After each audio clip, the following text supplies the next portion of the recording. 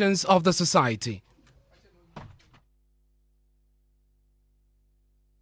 To me personally, it is an evil act. I stress in capital letters. They always think due to human rights, they are using this advantage to just take things for granted and stuff because they don't know better than God what the bill is bringing on board. And I really support it 100% for that. We have more on this, plus reactions from the religious community on whether or not the draft bill addresses their concerns. Top story is brought to you by Gassam, the nation builder, and Vodafone.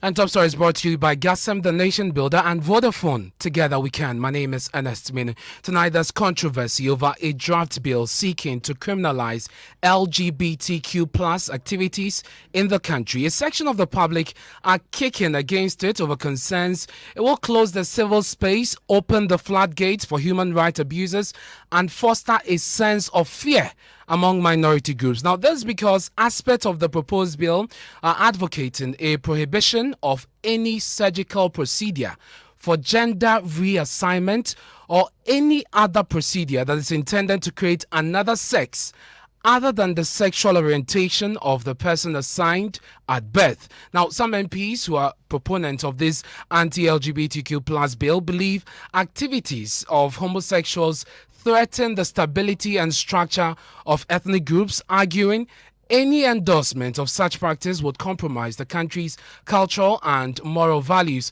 Now, the MPs also asked countries promoting the right of LGBT plus persons to refrain from the use of threats or force against the independence of the state, citing the UN Charter, which recognizes the principle of sovereignty of member states. Now, Member of Parliament for Ningo Pram Sam George is one of the lead legislators on this campaign. Listen to him.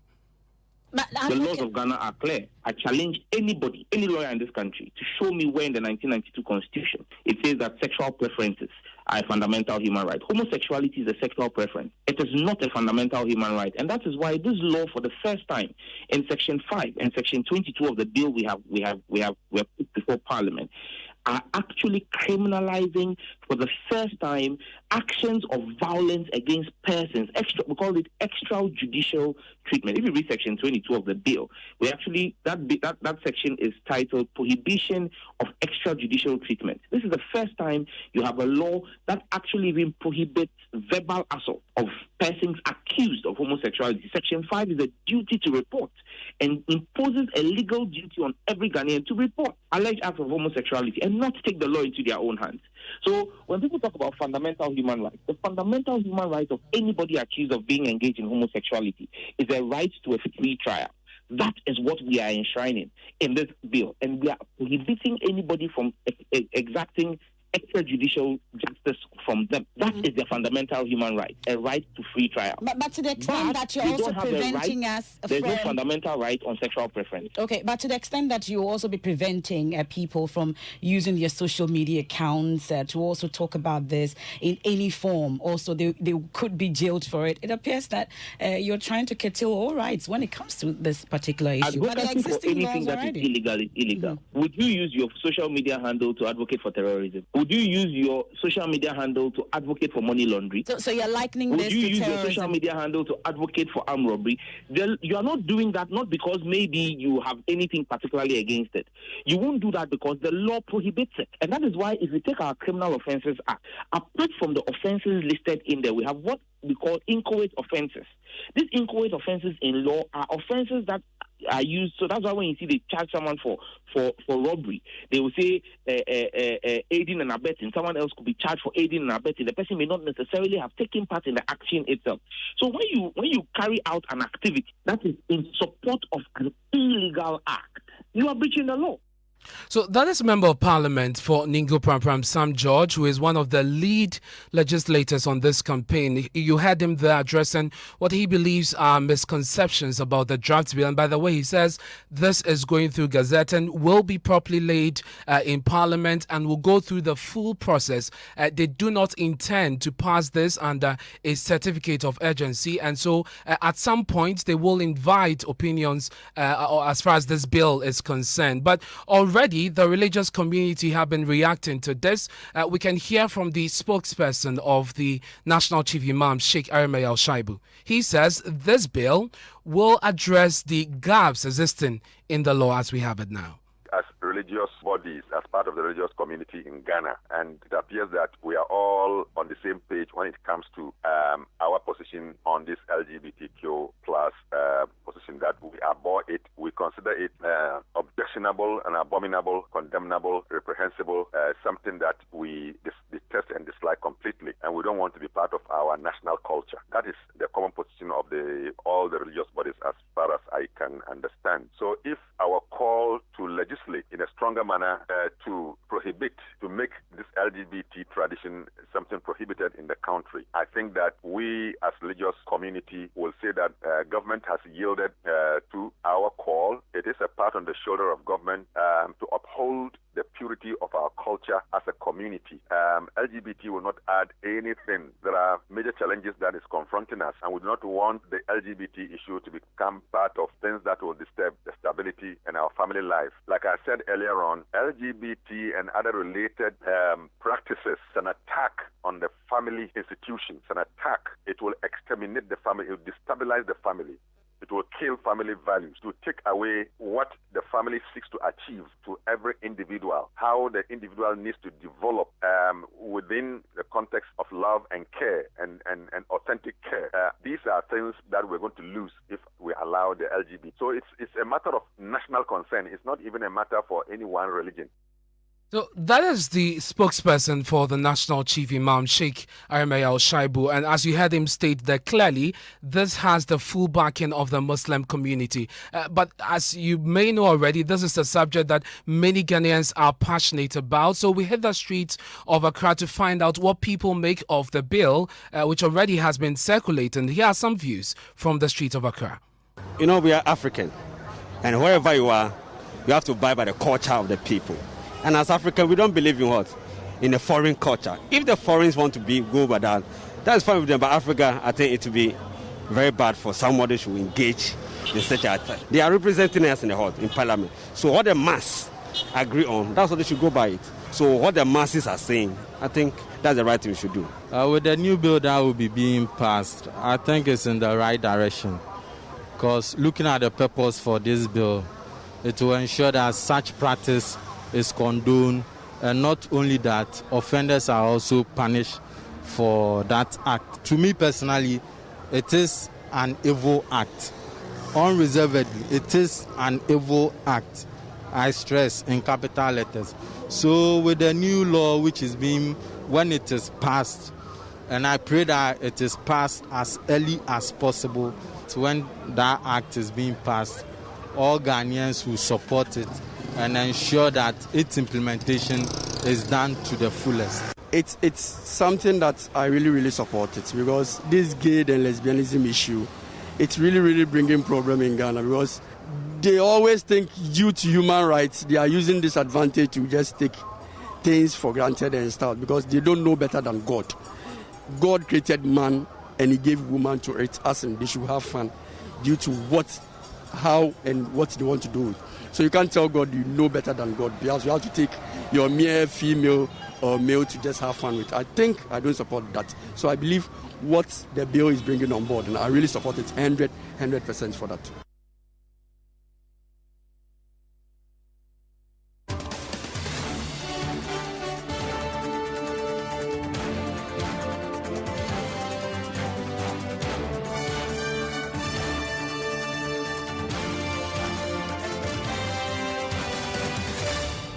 Let's go into the phone lines now and speak to private legal practitioner Martin Pibu. He joins us.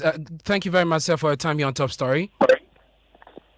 Yeah, good evening, Ernest. Thank you for joining us. We also have on Zoom the former director of Amnesty International, Robert Amoafo. Robert, thank you very much for your time here on Top Story. Thank you for having me. Great. And on the other line, we have the General Secretary of the Christian Council of Ghana, Reverend Cyril, Dr. Cyril Fayose. Sir, we are grateful for your time here on Top Story. Hello. Yes, sir. Thank you very much for joining us on Top Story. Let me start with you, Martin Pebu. In all your practice, you have been keen on human rights, and this is a matter I believe you have followed with keen interest. You have read through the bill. What are your initial impressions? Well, this bill, as it is quite far-reaching, very far-reaching, and that's even putting it mildly. Specifically, the portions about criminalizing sex between a man and a man, and a man and a woman and a woman. Yeah. So that for the first time, we are trying to, well, not only the first time, it really portrays that the very cardinal person behind the bill is to kind of cut down on LGBT rights, okay? Yes, Mr. Pebu, I want you to reposition. We're having some challenges with the line. If you can reposition so we can hear you clearly. Okay. Yes, this is better now. Thank you, sir. Yes.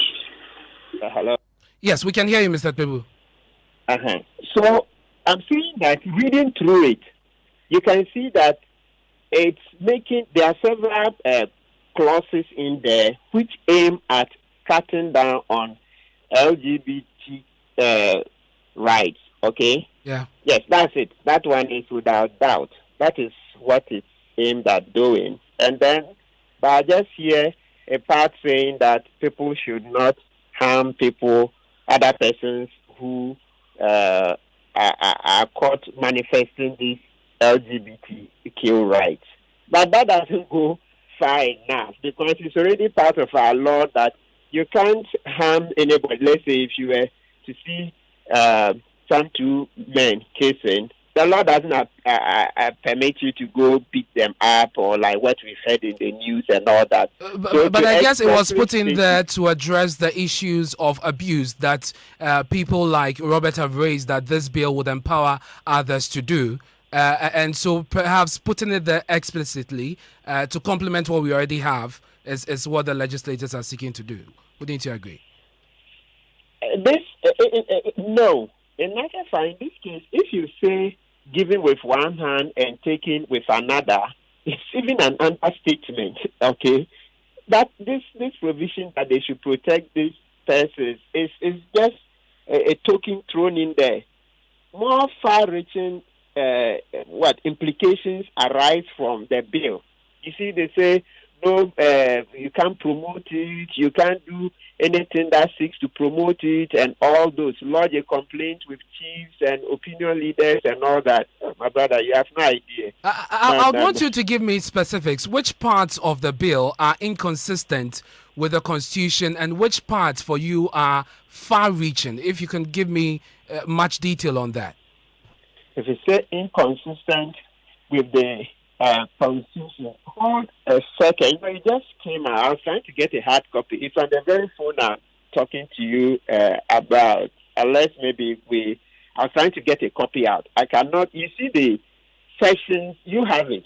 You see promotion, saying that if any media, any persons promote LGBTQ rights, that's an offense. Do you find that? Yes, I have that. I have those questions. Yes. So that's it.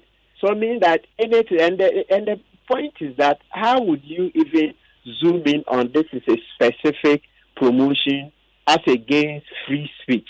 Look, where we are headed, it's very slippery, very, very slippery. But the good thing is that they specifically stated that they will do more consultations. So let us get to that stage. You know, these things, sometimes for bills, yes, they always come up, but later on, through consultations and reflections, you would see that maybe it may not be necessary after all or something. Yeah, these are early days yet. So let it go through. It just came up this afternoon. We'll read through, and then with time, we will see where it goes. Mr. Twidu, are you saying that if those clauses are removed, those issues that border on free speech, for instance, those ones are removed, then the bill will be fine? Not at all. You see, that's what I'm saying. That look, the issues are many. Look, I'm not saying that if you just remove free speech, that is it. No, that's not what I'm saying. Because you say there can be no marriage between persons of the same sex, so explicitly trying to ban this gay marriage. Do you find that clause in there? Yes, that is in there. Yes, that there can be no marriage among them. There is another one about paying for victims. You see, and the honourable member they are happy that yes, they are going to pay victims. Do you know domestic violence? We went to court about 3 years ago that the government should put in funds into the domestic violence fund so that women who get battered, children who suffer domestic abuse will be taken care of. That's not been done. And we are rushing to create another fund. Oh, come on. We have to get serious. You see, we have to get serious. Let's deal with the domestic violence first. First things first. You haven't finished dealing with it. You are running for another fund. There is whistleblowers fund. We are not funding the whistleblowers fund so that people can help give information to stem the tide of corruption and other things in the country. You've left all that and you are chasing, LGBTQ fund. Oh, come on. Mr. Twidu, I want you to hold the line for me. Let me speak to Robert Amoafo, who joins us on Zoom. Robert, you are opposed to this bill. You have gone through it. What are the portions that, for you, are not consistent with human rights promotion, which you've been engaged in? Thank you very much. First of all, I think the whole law is unnecessary. It is something that is being done out of whims and caprice. It's being done out of people's own religious beliefs and so-called proper family values. It does not portray the current democratic civilization in which we live in. I think that it is a bill that is unnecessary, like as has been mentioned by my senior colleague. I think it's important that we focus on what matters. We heard about the 55% of children who want to leave Ghana because they don't see a future in Ghana. I think that is what they should be concerned about when it comes to children. When you look at what the bill says in the memo, it talks about protecting children. And I shudder to believe that these religious leaders, so-called religious leaders and politicians, are concerned about children. Look at the children on our streets. Look at the children who are suffering at the hospitals. What have they done? Why are they focusing so much on people's sexual activities in their privacy? As has been said, if you look at the law carefully, and we are still analyzing it in my center here in my university, you will realize that if you look at all the Article 21 rights, they are all broken down from this law, not just for LGBT people, but for any person, any human being who lives in Ghana. It's rather worrying. For me, when I looked at the law, I saw just a group of people who have just some vindication somewhere that they are venting on a group of people who are vulnerable, who rather need their protection. They have realized, and they have mentioned it in the law. But Robert, how fair would that be? These are members of parliament who represent people, and they will tell you that the majority of the people they represent agree with this bill. And so all they're seeking to do, as the bill says, is to protect proper family values consistent with what is known traditionally and with their religious views. And so to say that they are trying to, take advantage, that they're trying to further abuse people who need their help would be very much unfair to them. As you may be aware, we've had conversations about this before, and in every conversation I've had with an MP on board, seems to know nothing about the community they're working with, or they are making a law about.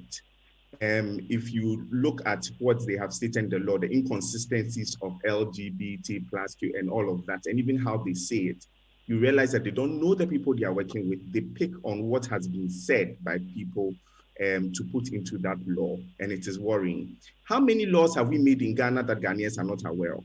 How many laws do we have in Ghana? Which laws did they consult the people of Ghana? Why is it that this time they are consulting the people of Ghana? You know, it's a lot of questions for me, especially as a researcher, that people will pick up a law and make it like that. If you look at countries like Uganda, Nigeria, they have gone through this process and it has landed them nowhere. You have these laws and they are not useful, they don't help. The only thing that happens is that blackmailers and police take advantage of this law.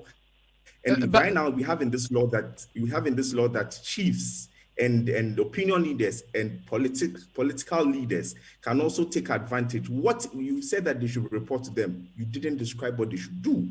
There's a part of this that talks about protection. So, for instance, when you go there, it says protection and support for victims accused and other persons. 19, protection of victims of prohibited sexual activities, access to medical help or treatment by accused, flexible sentencing, prohibition of extrajudicial treatment, which you have been particular about, and then the assistance for questioning and intersex persons. So there's some part of the bill that addresses some of these excesses that you talk about. Shouldn't this suffice?